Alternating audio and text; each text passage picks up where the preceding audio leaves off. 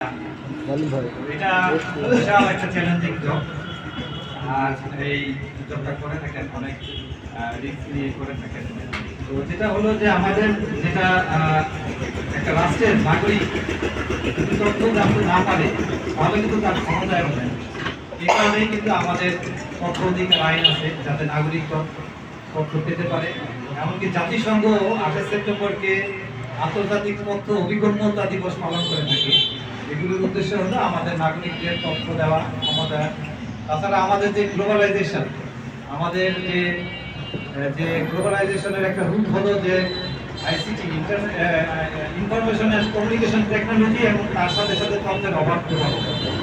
এইগুলো নিশ্চিত করে থাকে এই টেলিভিশন চ্যানেল এবং সংবাদ মাধ্যমের কর্মী যারা আছেন তারা। তো আমি আশা রাখি যে এই বৈশাখী টেলিভিশন আগামী বাংলাদেশ বিনির্মাণে নাগরিকের তথ্য অধিকার বাস্তবায়নে এবং সঠিক তথ্য দিয়ে দেশ গঠনে অনেক ভূমিকা পালন করবে। আমি এই প্রত্যাশা রেখে আমাকে এখানে আমন্ত্রণ জানানোর জন্য ধন্যবাদ জানিয়ে শেষ করছি। সবাইকে ধন্যবাদ।